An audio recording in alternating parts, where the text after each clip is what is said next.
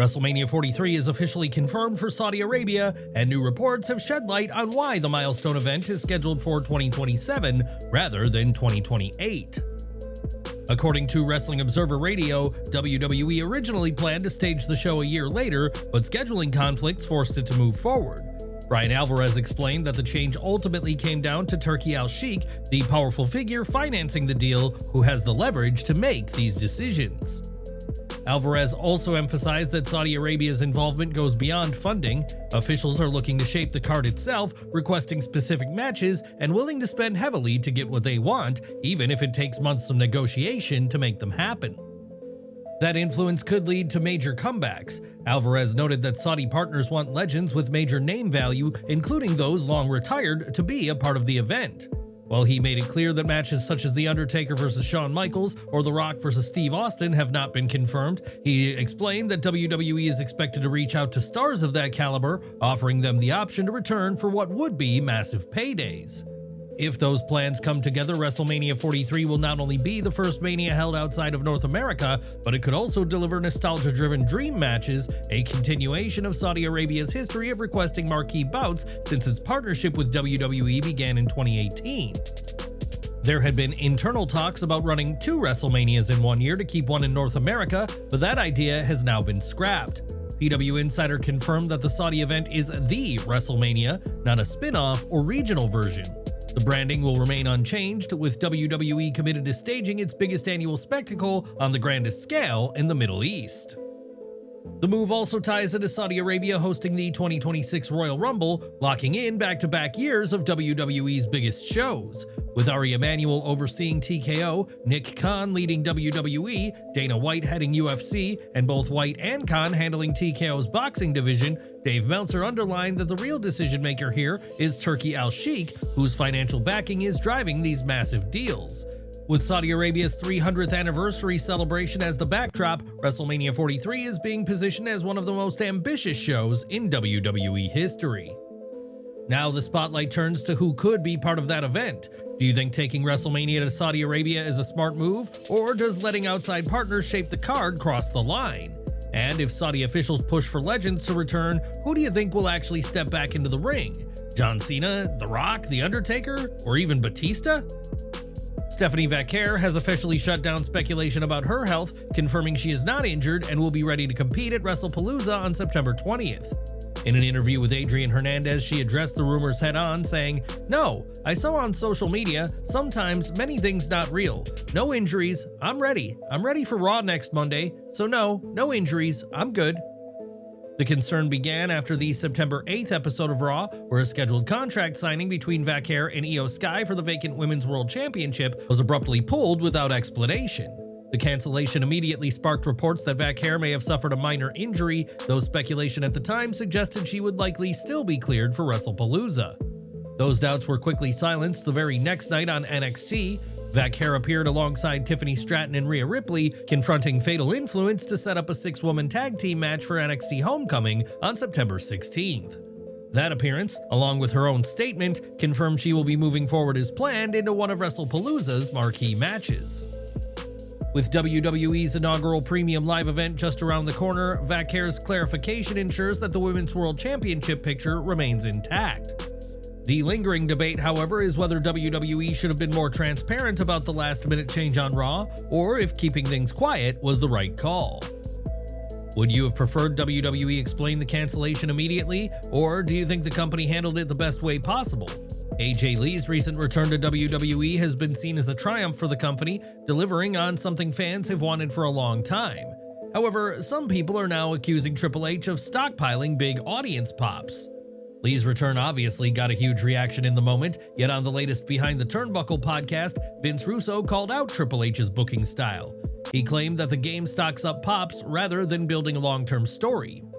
The ex-WWE writer believes that if ratings drop to around 1.1, or networks like Netflix voice any concerns, Triple H will bring out a surprise to get a big reaction and combat it. Russo believes this style of booking tells fans they don't have to watch the entire 2-hour show and can instead catch highlights on YouTube or social media, giving WWE a quick boost rather than helping in the long run. See, it's I've not been able to figure this out because he has clearly shown us what his booking style is. And if we look at what's happening right now, he's stockpiling the pops. That's what he's doing. Every time, if Netflix says something, if USA says something, if that number goes down to a 1.1, oh, who's next up? Is Liv Morgan ready? That's what he's doing. He's stockpiling all the pops. But all that's doing is telling people, you don't have to watch this 2-hour show. Go watch the minute pop on YouTube. So, you know, it's the card up his sleeve. That's the card up his sleeve. But like I said, that card is turning people away from watching the product. Of course, AJ Lee isn't the only wrestler who returned recently, as the company brought back Brock Lesnar at the end of SummerSlam, which was obviously done to get a big reaction in the moment to close the show. Surprise returns always create excitement among fans, but Russo doesn't believe the short-term pops can sustain WWE's ratings in a strong way over time, as he stressed that WWE must find a balance to keep fans watching. What do you think of Vince Russo's criticisms of Triple H's booking style? Do you enjoy these surprise returns, or do you think WWE needs to focus more on long-term storytelling? Sound off in the comments. Enjoying the video? A quick like goes a long way in helping us grow and deliver more wrestling news you care about. Now, Jacob Fatu has been one of WWE's brightest stars since he joined the show, but now it appears that he might be done with the blue brand in a bid to join Monday Night Raw. After Sami Zayn won the United States Championship, it's unlikely that Fatu will be in the title picture unless he turns heel, as it's unlikely that WWE will run a babyface versus babyface storyline. On top of that, his feud against Solo Sikoa has now seemingly run its course. While it was entertaining and helped both men move on, the storyline is now complete, and both men are moving on to something new. That news story for Fatu could end up being part of Monday Night Raw alongside several other former Bloodline members in Roman Reigns and the Usos. There is a chance that he'll end up reuniting with them in a bid to be a part of a War Games team against the Vision, which would no doubt entertain the WWE Universe. Another man who fans want to see on the main roster soon is Ethan Page, who the WWE Universe is desperate to see on Raw or SmackDown after impressing in NXT alongside Chelsea Green. However, fans hoping to see the former AEW star on Raw or SmackDown are going to have to wait a little longer, as there are currently no plans to move him, despite his growing popularity. That is something Chelsea Green is trying to change though, as according to Fightful, she's repeatedly pitching ideas for Page's call-up and pushing for their partnership to be brought to the main roster. During an interview with USA Today, Green even brought the situation up, making it clear she sees big things in their future. Despite that, Page's future remains in NXT for now, even though Green has laid out specific pitches for them as a main roster act. Would you like to see Ethan Page join Chelsea Green on SmackDown or Raw, or should he stay in NXT a little longer? Drop your thoughts in the comments below and let us know where you think Page fits best. Independent wrestler Robin Martyr sparked concern across the wrestling community after sharing a troubling message on X, writing that he couldn't handle the pain anymore and hoped he had meant something. The Orlando, Florida-based wrestler, known for his work in GCW, MLW, CZW, and most recently Marvelous, did not respond to fans who immediately reached out to check on his well-being. The situation escalated when Martyr's sister, using his account, revealed that the family was aware of the post but could not locate him. She urged anyone who had seen or heard from him to call emergency services, posting, "Fortunately, the 24-year-old has since been found safe." Fellow wrestler Yoya confirmed that Martyr had returned home and thanked everyone who showed concern. Shortly after, Martyr's sister provided another update, clarifying the next steps for his care. "Hello everyone, Robert was found this morning and is safe. He'll be monitored and treated in a mental health facility for the time being. Thank you all who were posted and were concerned. We will keep you all updated when possible. Thank you." With Martyr now under professional care, fans and colleagues alike are hopeful that this marks the beginning of his recovery journey. Do you think wrestling promotions should step up with stronger mental health support systems for talents facing these kind of struggles? There's been some major news in the media world this week in what could be one of the most aggressive power plays in years, as Paramount Global is reportedly preparing a cash offer to buy out Warner Bros. Discovery. The move is being backed by the billionaire Ellison family, and according to the Wall Street Journal, the bid would cover Warner's entire empire, including its studios, TBS, TNT, and cable networks. This news comes just months after Warner revealed it'll be splitting operations between cable and streaming divisions, which now seems to be a prelude to a major new ownership deal. With the financial support of Skydance Media's Ellison family, Paramount is offering a fresh deal to bring UFC content to Paramount Plus and CBS in a bid to aggressively expand in the entertainment world. While that brings plenty of excitement to the television landscape, it raises a big question about what happens to AEW.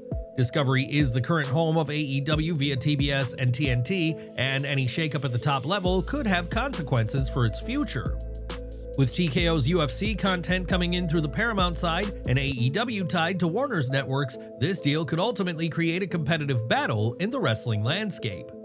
What do you think about Paramount trying to buy Warner Bros. Discovery outright? Could this spell trouble for AEW's TV future? Please share your thoughts and feedback in the comments section below. Dax Harwood is someone who has no problem sharing his opinions with fans, and that was clear on the September 10th episode of AEW Dynamite as he took things to a new level during the show. The FTR member hopped out of the ring and got into a heated shouting match with a fan, with this tense moment stemming from the AEW star taunting the Philly crowd, having dared someone to step up. That's something one fan opted to do, yelling at Harwood and telling him to block him on Twitter, as he had then threatened to fight him. This led to Harwood getting down into his face until security intervened.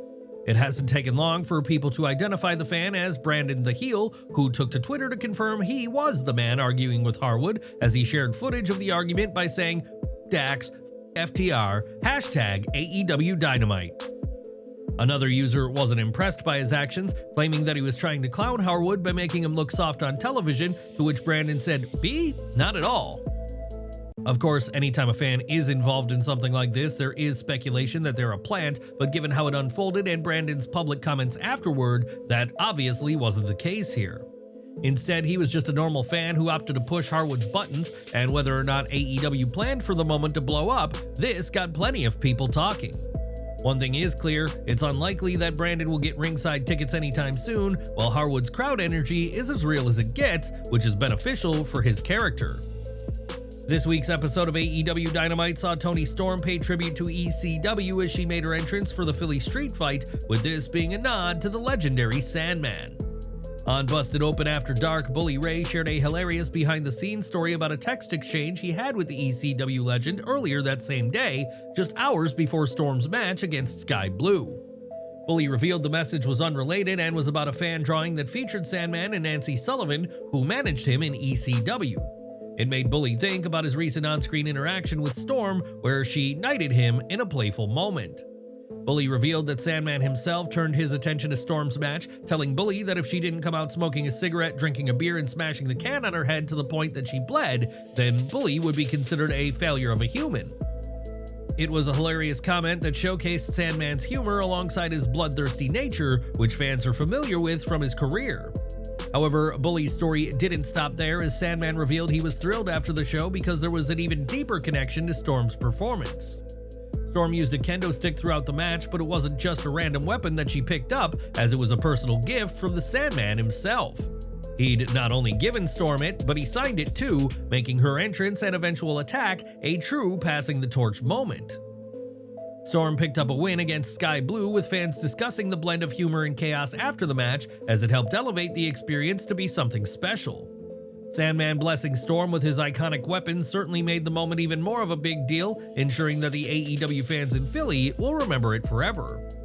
Speaking of AEW, a big talking point lately has been WWE's decision to counter-program the company, but Joey Votes of WrestleVotes has revealed that WWE and AEW won't run against each other for the rest of the year. AEW's remaining pay-per-views won't face any competition from WWE, which is a positive situation for Tony Khan's company, as it'll allow them to command more attention in the moment. WWE has a super show in Japan scheduled, while Tony Khan's promotion, AEW, will run WrestleDream. Additionally, WWE has no event scheduled on November 22nd, which is the date of AEW's Full Gear, as Survivor Series takes place the week after. When it comes to WWE's next big premium live event, WrestlePalooza, it's been revealed that ticket prices are already being cut with just 10 days to go before the show. The event is WWE's first as part of the new ESPN Plus partnership, which is why expectations are so high for the card to be a massive one.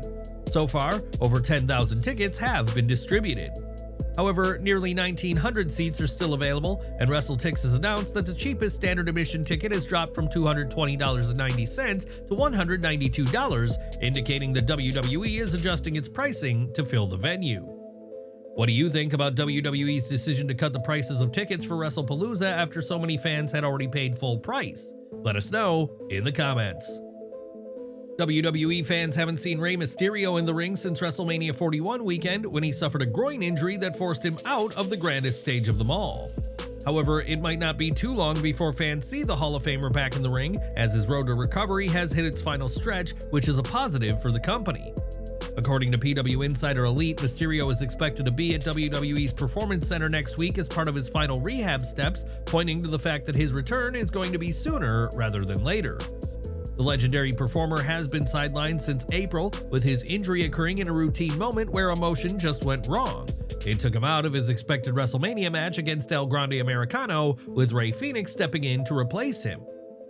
During his time on the sidelines, Mysterio also opted to have surgery to repair a long-term issue that he had with a busted eardrum. Mysterio's been undergoing physical therapy for his injury ever since, and he'd originally been trying to get back by August, but that timeline is going to be stretched slightly. Given the high-flying style Mysterio has adapted over the years, it's led to serious damage to his knees, with over a dozen ACL and meniscus tears throughout his career, with that wear and tear eventually impacting his groin and slowing him down. Fortunately, Mysterio has put in the work to get back in the ring and continue his legacy, which will add some star powers to WWE's shows. Do you want to see Rey Mysterio make one more serious run before hanging up his mask? Please share your thoughts and feedback in the comments section below. Another return that took place recently was Nikki Bella's, and fans have been embracing her having one more run ever since, which included a Women's Intercontinental Championship match at Clash in Paris. Unfortunately, she botched a volley kick, which led to her getting a lot of hate online for not properly performing the move. Unfortunately, on the latest Nikki and Brie show, the Hall of Famer admitted that she almost stopped doing the move anymore due to the feedback that she received, as she told the producer she didn't want to try it during her match against Asuka.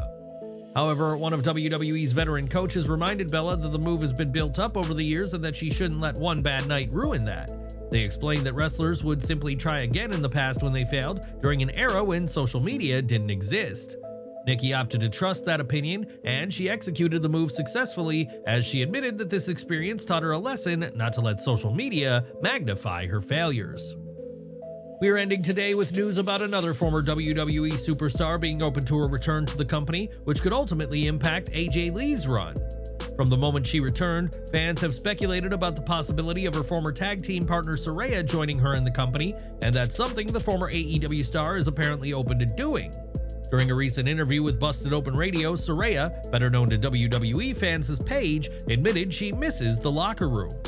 I'm always gonna have that feeling because WWE's doing amazing things right now, and you're just like, man, I miss being in the locker room. I miss being around people like Natty. I miss my sisters. I do miss that, and I miss being a part of these things. With AJ, I would love to be her tag partner again or run it back eventually. I'm not saying right away. She needs her moment. People are excited for her to come back. Maybe one day. We'll see. If that reunion were to happen, it would not only be a nostalgia-driven moment, but also a powerful storyline addition to WWE's growing women's division.